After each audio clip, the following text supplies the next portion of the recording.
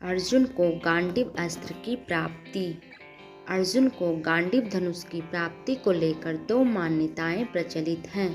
पहली मान्यता यह है कि एक बार जब अग्निदेव को अजीर्ण नामक रोग हो गया था, जिसका केवल एक ही इलाज था कि उन्हें खांडव वन के जीव को जलाने को मिले। पर जब भी अग्निदेव खांडव वन जलाने जाते थे तो देवराज इंद्र इसे वर्षा कर बुझा देते, क्योंकि इस वन में इंद्र के मित्र तक्षक नाग का वास था। यह खांडव वन यमुना नदी के किनारे खांडवप्रस्थ में स्थित था। यह वही खांडवप्रस्थ था जो पांडवों को बंटवारे के परिणाम स्वरूप प्राप्त हुआ था। एक दिन श्री कृष्ण और अर्जुन यमुना नदी के किनारे बैठकर बातें कर रहे थे।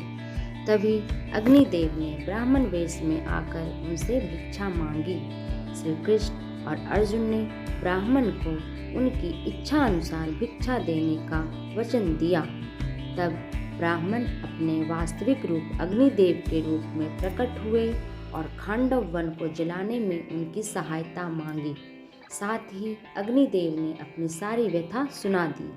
अर्जुन और श्री कृष्ण अग्निदेव की सहायता के लिए तैयार हो गए, परंतु अर्जुन ने अग्निदेव से कहा, मेरे पास देवराज इंद्र का सामना करने के लिए उपयुक्त अस्त्र और रथ नहीं है। मैं उनका सामना कैसे कर पाऊंगा? तब अग्निदेव ने वरुण देव का आवाहन कर गांडीव धनुष, अक्षय तरकस और दिव्य घोड़े से सुसज्जित रथ प्राप्त किया और अर्जुन को सौंप दिया। तब श्री कृष्ण और अर्जुन ने अग्निदेव को खांडव वन जलाने का आदेश दिया। जैसे ही अग्निदेव खांडव वन को जलाने लगे, इंद्रदेव ने जल वर्षा करना शुरू कर दिया। अर्जुन ने इंद्रदेव से युद्ध किया और उस युद्ध में इंद्र की हार हुई। खांडव वन जलने के बाद तक्षकनाग, अश्वसेन, मयासुर और 4 सागर पक्षी ही बच पाए। इस तरह से अग्निदेव का रोग नष्ट हो गया और अर्जुन को भी गांडीव की प्राप्ति हो गई। दूसरी मान्यता यह है कि जब बंटवारे के परिणाम स्वरूप पांडवों को खांडवप्रस्थ प्राप्त हुआ, जो कि एक जंगल था, तो उनके सामने इस जंगल को नगर में बदलने की चुनौती थी।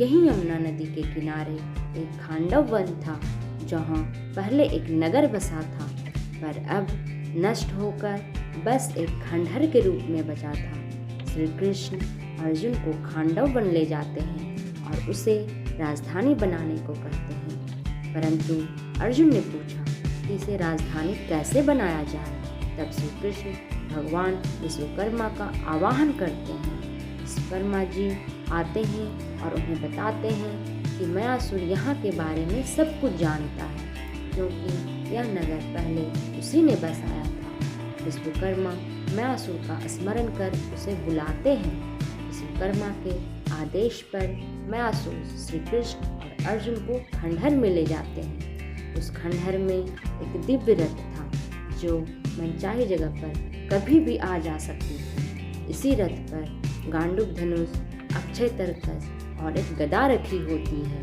मयासुर बताते हैं कि यह धनुष विश्वकर्मा ने शंकर जी से प्राप्त किया था। मयासुर रथ, गांडीव धनुष और अक्षय तरकस को अर्जुन को सौंप देते हैं और वह गदा, जो कि कौमुद की गदा थी, उसे भीम के अलावा कोई और नहीं उठा सकता था, अतः वह गदा भीम को प्राप्त हुई।